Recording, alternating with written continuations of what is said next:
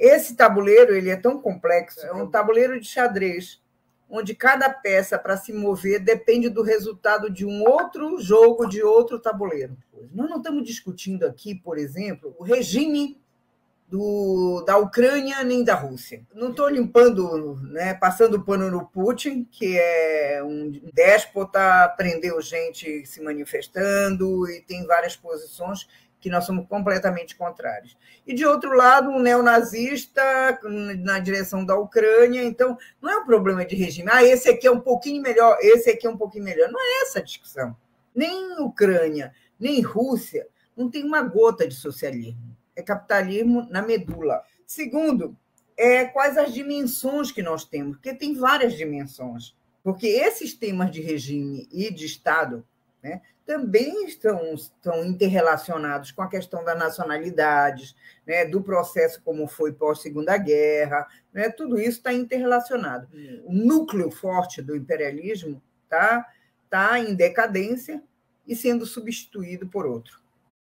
O Ésquilo, que é o fundador da tragédia grega, diz que, na guerra, a verdade é a primeira vítima. Perspectiva de classe. Essa guerra interessa aos trabalhadores? Não interessa aos trabalhadores. Nem aos russos, nem aos ucranianos, nem aos trabalhadores americanos e europeus, e muito menos ainda aos brasileiros. Segundo, o princípio da autodeterminação dos povos, da possibilidade que as populações têm de se determinar como elas querem se organizar do ponto de vista administrativo e estatal. E terceiro, a preservação do meio ambiente e a preservação da humanidade. São esses os três princípios que eu acho que devem nortear o que a gente está pensando. A Primeira Guerra, a Segunda Guerra começaram com pequenos episódios, mas com graves crises econômicas em curso. E nós temos uma grave crise econômica em curso. É uma guerra de uma potência imperialista liderada pelos americanos e armada pela OTAN, com outra potência nuclear, liderada pelo Putin. Uma são os gangsters do Ocidente e a outra a expressão do gangsterismo do capitalismo que ressurge dos escombros da experiência, digamos, do stalinismo na União Soviética. Então, é isso que está em curso.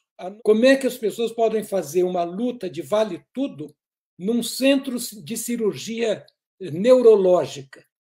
Dá para imaginar, mas é isso que eles estão fazendo. Eles estão fazendo guerra num terreno nuclearizado. Você diz, mas ninguém vai errar a pontaria. Mas e se errar a pontaria? E vale a pena arriscar isto? A humanidade permite isto? O que há de novo nesse processo? É um processo recente, né, de guerras na humanidade, onde você deixa de ter aquelas guerras habituais entre estados potentes, nações dominantes diretamente umas contra as outras, e passa a ter a chamada proxy wars, né, os conflitos indiretos, conflitos por procuração ou conflitos utilizando, como vocês mesmos já mencionaram, outras populações e outros territórios aí como proxy, né, como espelho de um conflito maior, de assimetrias bem maiores, até ideológicas, e entre Oriente e Ocidente, enfim, várias dimensões diferentes, geográficas, políticas, etc. Então, tem sido mais reiterado, e talvez os mais jovens que estão nos assistindo aqui até achem que as guerras agora são sempre assim, é um fortão em cima de um pequeno para intimidar um outro fortão do outro lado, ou então quem assiste só, como vocês disseram, o mainstream aí da mídia, sempre é um bonzinho salvando a vida de outros ou intervindo porque o outro tem armas de destruição em massa, etc. Então, essa coisa, essa é a novidade, eu diria, para nós que somos mais velhos, desses processos. Sempre há terminologias estranhas, né, que uma hora é o cara chamado de terrorista do outro lado, outra hora é insurgente, outra hora são resistentes, paramilitares, são sempre terminologias que a gente está se acostumando, né, e que provavelmente a minha avó, que fugiu de Paris a pé aos 8 anos de idade, porque os nazistas estavam entrando em Paris, não conheceriam, não reconheceriam, né? Porque na época era um grandão com grandão, né? Direto e isso. E agora são essas coisas, esses grupos insurgentes, grupos paramilitares, grupos terroristas, cada um tem uma retórica e essa proxy war ela se estende, não é só fisicamente, não é só geograficamente, mas ela se estende também a retórica e ao, digamos assim, se é que se pode falar, uma expressão meio ruim, mas do marketing de guerra, digamos assim, dessas frentes diferentes. Esse embate de blocos, né, que foram inclusive criados para isso, ele é o velho que volta, né? Então temos coisas novas e temos coisas velhas sendo misturadas nesse grande embate global agora de retórica, de guerra, enfim, é um capítulo novo, relativamente novo em termos históricos, é claro, né? Para quem está na rede social não é novo, mas para quem é estudioso de história é uma coisa recente, bem mais contemporânea. Então esse é um processo que embatuca literalmente a ideologia rasa, né? Quem tem ideologia rasa fica logo viúva da União Soviética, ou então fica ultracapitalista, Estados Unidos, Biden é legal, é melhor do que Trump, o Putin é uma recrudescência da União Soviética, ficam umas coisas nebulosas, frágeis, pouco profundas do ponto de vista ideológico, conceitual. Quer dizer, a história ela não é uma postagem de internet que vence, como eu disse, em 2 minutos. Ela se dá ao longo de 2 séculos, de 3 décadas, alguns fatos imediatos, às vezes se dão ao longo de 3 décadas. Né? É o caso dessa questão da dita queda do Muro de Berlim, da Nova Rússia, da gangsterização, que vocês também usaram esse termo, que eu assisti isso, eu estava em Moscou em 90, acho que de 90 para 91. Eu, por acaso, tive que trabalhar lá um tempinho. Fiquei lá uns 15 dias. Eu vi o debacle do Estado soviético acontecer numa dissolução totalmente desorganizada. Eu sempre conto uma história que eu exemplifico sempre, que quando eu perguntei para onde é que eu vou aqui e tal, o que eu faço, o cara me disse, pega o ônibus. Aí eu disse, que ônibus? Não, qualquer um. Eu disse, mas eu vou para tal lugar. Não tem problema, você diz para o ônibus onde você vai que ele te leva. Eu disse, como é isso? Não, porque aqui está assim, está meio bagunçado agora e tal, porque está essa confusão. O ônibus era do Estado, o cara que está dirigindo o ônibus agora, o ônibus é dele, e ele faz o que ele quer com o ônibus, ele leva a pessoa para onde ele quiser. Então ele faz um trajetório lá e ele vai te deixar onde você quiser. Eu disse, pronto, esse é o exemplo. Esse cara que dirigia esse ônibus, ficou dono desse ônibus, se ele tivesse um espírito, digamos, empreendedor e os colegas dele dos outros ônibus fossem um pouco mais tranquilos, provavelmente ele comprou, depois de um certo tempo, o ônibus do outro, e virou o magnata russo mafioso dos ônibus. Né? E foi assim que criaram esses tycoons, né? Esses caras que hoje têm iates bilionários, mais do que sheiks árabes, que andaram por aí mostrando agora até com esse negócio de bloqueio e tal. Então, essa turma se formou ao longo de anos, décadas, a partir de um colapso de uma estrutura que era enorme, estatal e tudo, e quando ela caiu e Yeltsin subiu no tanque e dissolveu aquilo ali, eu me lembro de outra história, no aeroporto, o cara do guichê do banco para trocar dinheiro, ele também tinha ficado dono do guichê. Ele ficou dono daquilo ali por um tempo, não sei. Mas eu sei que ele fazia o câmbio pela cara do cliente. Se o cara tivesse cara de rico, ele fazia um câmbio maior, mais assim, remediadozinho ali, o cara dava uma força, entendeu?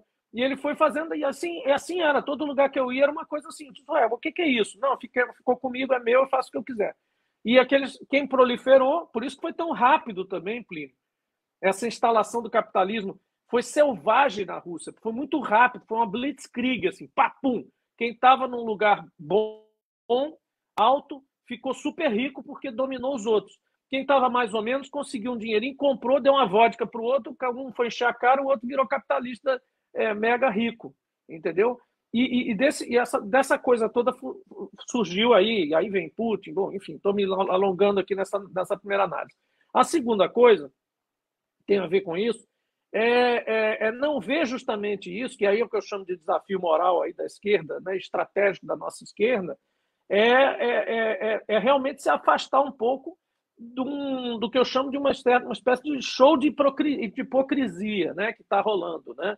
E claro que o mais evidente está aí na mídia maior, que é justamente condenar exemplarmente a ação russa e tal, quando você tem uma situação histórica como a da Palestina, que ocorre aí todos os dias e ninguém fala nada, ninguém condena do jeito que é.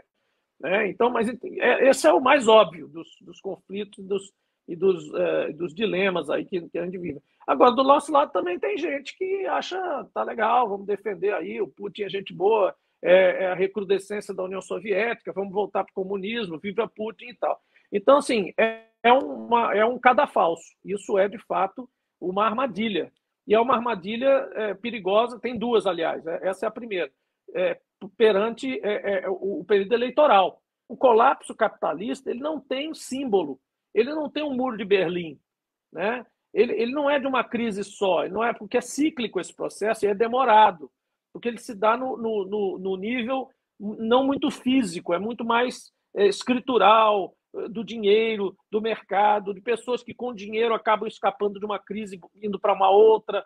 Então, é uma coisa sistêmica muito difícil de você visualizar como foi o dito colapso socialista do Muro de Berlim, colocado como um fim ali de uma discussão para interditar todo um lado, vocês sabem bem disso, de discussão e de ideologia. No entanto, aqui nós temos um alerta muito importante, vocês falaram aí sobre isso.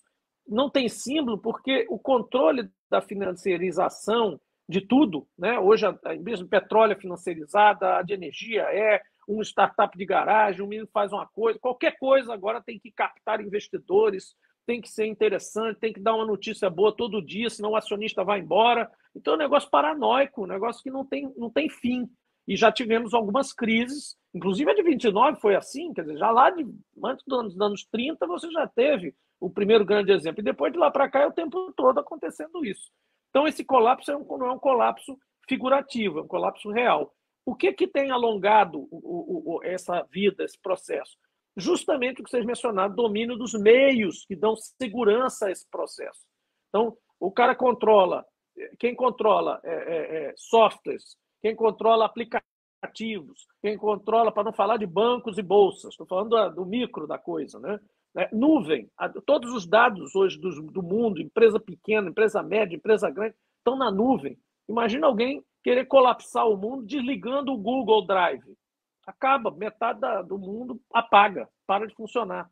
Ninguém para pensar nisso até que 2 aviões atingem as torres gêmeas. Então é mais ou menos a mesma coisa. Ninguém falou, porra, alguém um dia vai pegar 2 aviões e jogar num prédio. Ninguém imaginou isso. Até o dia que acontece. E volta e meia, eu falo, caramba, se o cara do Google resolver desligar o Google Drive e o Dropbox e não sei mais o que, onde a gente guarda todas as nossas informações, fotos, contabilidades, controles, tchá.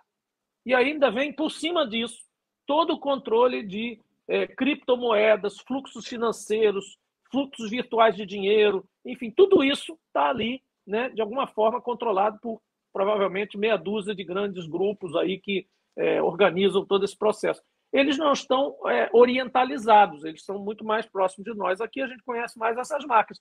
Mas no sistema lá oriental, chinês, russo, etc., também tem esse mesmo grupamento, tem esses grupamentos também que, de alguma forma, contaminados por essa financiarização geral, também se organizaram com isso. Contra o que a gente está contrapondo isso? Com o que a gente pode contrapor, nós como Brasil, como país? Porra, as pessoas precisam comer, as pessoas precisam de luz, de energia, né, para ligar essas criptomoedas, o diabo a quatro todo. Precisa alguém estar lá com um capacete na rua consertando o poste. Precisa ter alguém plantando tomate. E isso tudo requer recursos naturais, inclusive a terra, né? Para não falar de água, enfim, do potencial eólico, solar, do petróleo e gás, do carvão, enfim, de tudo isso. Então, essas nações que estão aí tentando alcançar posições mais importantes, elas têm muito na mão, mas isso é propositalmente, pela financiarização, isso aí é transformado em coisas que têm preço internacional genérico, para você não poder controlar aquilo, nem fazendo um cartelzinho aqui e ali com um país amigo ali que possa produzir a mesma coisa que você. Nem isso você consegue. Né? Então, esse dilema nós vamos ter que discutir muito agora, durante as eleições, e mais digo a vocês, nós aqui, PT, PSOL, esquerda em geral, temos que nos unir para trabalhar em etapas. Não adianta trabalhar botando uma viseira e tentando atingir o ideal no primeiro dia.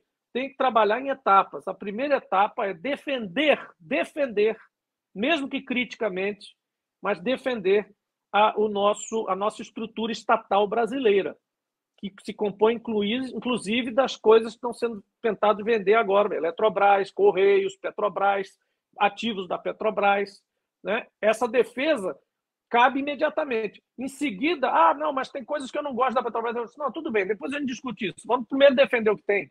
Então, essa questão da defesa das estatais, hoje, com essa questão da Ucrânia e com a questão da consequência, que já estava se verificando aqui, a questão dos preços de combustíveis, mas agora, com agudizando isso, fica até mais fácil. Porque atuando como se privada fosse. Ela já está correndo atrás de notícia boa todo dia para acionista especulador, como se fosse 100% privada e colocada as ações no mercado de ações especulativo, totalmente especulativo. Ela já não atua em nada em favor do interesse público brasileiro. E ela já pratica preço de paridade de importação, que é pior do que paridade internacional. Paridade de importação, que é o regime que está hoje aqui, só para vocês saberem, é o preço lá de fora, mais as despesas de internalização aqui. Ou seja, como se a gente não tivesse absolutamente nenhuma gota de petróleo próprio e nenhuma refinaria para refinar esse petróleo. Este debate nós vamos ter agora, na quarta-feira, claro, em partes, porque vamos propor alguns instrumentos para reduzir o preço do combustível, eventuais, não ideais, paliativos, sim, transitórios, sim, porém isso vai nos encaminhar para uma discussão mais profunda, estrutural, que é o papel das estatais, o papel do Estado na economia brasileira, na vida dos brasileiros e, fundamentalmente, os instrumentos em geral que a gente tem para fazer justiça social, conquistar segurança alimentar, segurança energética e proteção ao nosso meio ambiente, portanto, também recursos naturais, que são a grande riqueza que a gente tem para se contrapor e até, eventualmente, ameaçar o mundo financeiro.